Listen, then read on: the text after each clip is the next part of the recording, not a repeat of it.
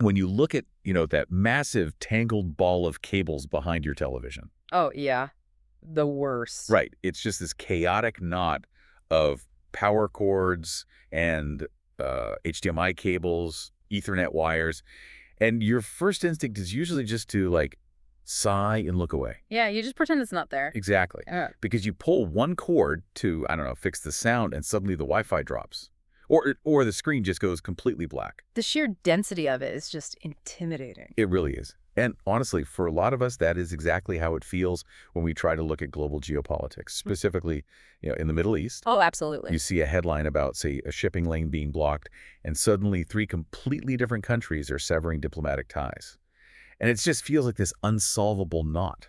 Right. It's arguably one of the most, pervasive topics in global news, yet it consistently leaves people feeling just overwhelmed. Yeah, completely overwhelmed. We often assume that because the conflicts are so persistent, they must be driven by some, irrational, random animosity. Like they just hate each other for no reason. Exactly. But when you look closely at the underlying mechanics, it actually follows a very clear, albeit, highly complex logic. Which is exactly why we are doing this today. We have a massive stack of sources on the table for this deep dive. A really big stack today. Yeah. We've got geopolitical risk assessments, demographic studies from the region, historical analyses of post-World War I treaties, and just a pile of foreign policy journals. Oh, good stuff. And we are going to take all of this research and unpack the complexities step by step. I do want to say, though, our goal today isn't to judge.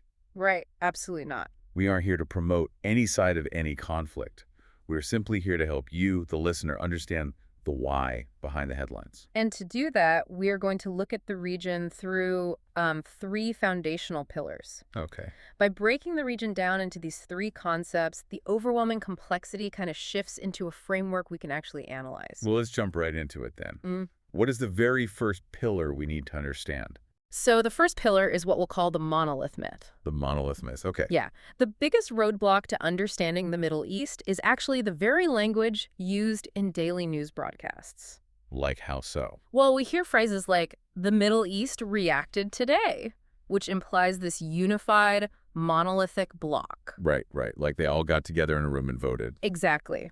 Now, anyone who follows global news knows the Middle East is made up of multiple countries. Sure. But the nuance we often miss is the profound depth of the ethno-linguistic and, religious divides that define how these countries operate. Okay, so it's not just borders. No, it's way deeper. We're looking at 4 massive, totally distinct cultural spheres sharing the same geographic space. And those are? You have the Arab world, the Persian sphere in Iran, the Turkish sphere, and then the Kurdish population, which is spread across several borders. So treating the Middle East as one single monolithic culture is kind of like walking into a massive, incredibly diverse neighborhood, right? Yeah, that's a good way to look at it. And just assuming every single household speaks the exact same language, eats the same food, and follows the same rules just because they share a zip code. Precisely. The news headlines lump the region together because, it's fast. And it fits perfectly in a push notification. Yeah, it's shorthand. But it creates this false impression of total uniformity. It does. And, taking that neighborhood analogy further, imagine the friction if those completely different houses were forced to share a single community council. Oh, man, it would be a nightmare. Right. When we look at those 4 spheres, the Arab, Persian, Turkish, and Kurdish spheres, they aren't just speaking different languages. They're drawing on entirely different cultural touchstones past empires. Wow. And then you layer religion on top of that. Right, which complicates it even more. Definitely. We frequently hear about the Sunni and Shia divide within Islam, but our sources really emphasize that this isn't just, a theological disagreement about religious texts. It's more than that. Much more. It is a massive geopolitical fault line. It dictates alliances, funding, and proxy dynamics across the whole board. Let's ground this in a specific example from the research, because Lebanon frequently pops up in these foreign policy journals as a prime example of this demographic complexity. Oh, Lebanon is a fascinating case study. Yeah, it's a country roughly the size of Connecticut, but its internal political structure is completely defined by this diversity, isn't it? It is. Lebanon's confessional system, which was solidified by the TAIF agreement, is a perfect illustration. Okay, break that down for us. So, by law, The president of Lebanon must be a Maronite Christian. Really? By law? By law. And the prime minister has to be a Sunni Muslim. Okay. And the speaker of parliament must be a Shia Muslim. Wow, so political power is literally mathematically divided among the sects. Exactly. And the whole point of that was to prevent a civil war. So when an outside event happens, Lebanon doesn't react as a single unified entity. Because it can't. Right. Its reaction is a highly calibrated, super fragile balancing act between these internal groups. And each of those groups has completely different external allies. But let me push back on this a little bit. Yeah. Like, how much does this cultural and linguistic divide really matter in modern realpolitik? It matters a lot. I mean, obviously, language and religion are important, but don't state actors ultimately just make pragmatic, calculated decisions for power and money? Well, yes and no. So why are distinct languages and cultural spheres the necessary, first step to understanding the geopolitical board? Because culture and language are the primary vehicles for soft power and regional influence. Okay.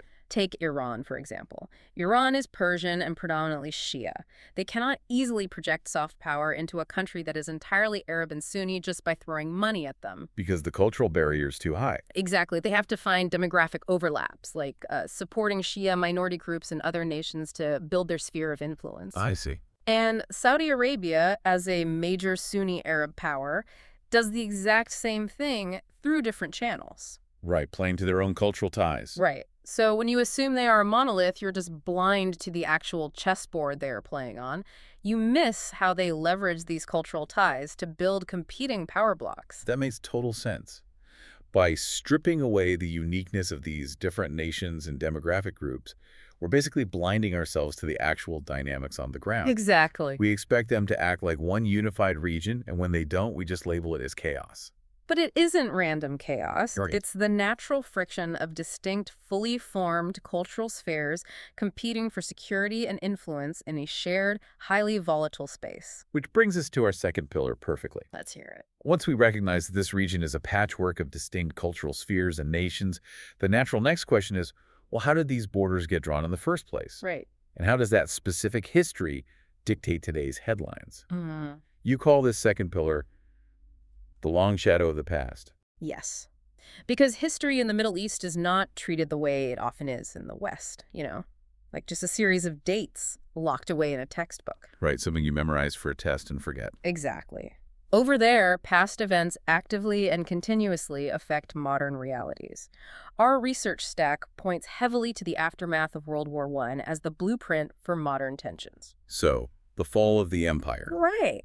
When the Ottoman Empire collapsed, British and French diplomats literally took a map and a ruler and carved up the region to suit their own empires. You were talking about the Sykes-Picot Agreement of 1916. I am. Sir Mark Sykes and François-Georges Picot drew these arbitrary lines in the sand. Literally in the sand. Literally. And they created borders that bundled rival ethnic groups into single, newly invented countries. Sounds like a recipe for disaster. Oh, it was. Because simultaneously, they were splitting unified ethnic groups across multiple new borders. Think of it like a family dinner table, right? Okay, I like this. Imagine there was this massive argument 10 years ago where someone got disinherited or, a huge promise was broken. A deep betrayal. Right. Oh, and God. Today, someone simply asks to pass the salt, and suddenly everyone is just screaming at each other. Over salt. Exactly. Yeah. To an outsider, it makes no sense to fight over salt. But the family isn't fighting over salt. That past event is completely dictating how everyone interacts today. That is a perfect analogy, and applying that dynamic to the post-World War I borders gives us so much clarity on, say, the Kurdish situation today. Oh, absolutely. Walk us through that. Well, the Kurds are an ethnic group of roughly 30 to 40 million people. They have their own distinct language and culture. Huge population. Massive. But because of the way those European lines were drawn, they were left without a state of their own. Just completely carved out. Yeah. Today, the Kurdish population is fractured across the borders of Turkey, Syria, Iraq, and Iran. So when we read a headline today about Turkey launching military operations across the border into northern Syria or Iraq, it looks to a casual observer like a sudden, aggressive territorial grab, right? Right, like a modern dispute over land. But it's actually the direct fallout of a 100-year-old treaty that split a demographic group across heavily militarized borders. The border itself is the grievance. Yeah. And it's not just Sykes-Picot either. Like else. Look at the historical claims that led to the Gulf War. Okay, 1990. Yeah, Iraq's invasion of Kuwait in 1990 wasn't just some random act of aggression. It was heavily fueled by Iraq's historical argument that Kuwait was artificially separated from Iraqi territory by British colonial administrators decades earlier. Wow. The shadow of the past literally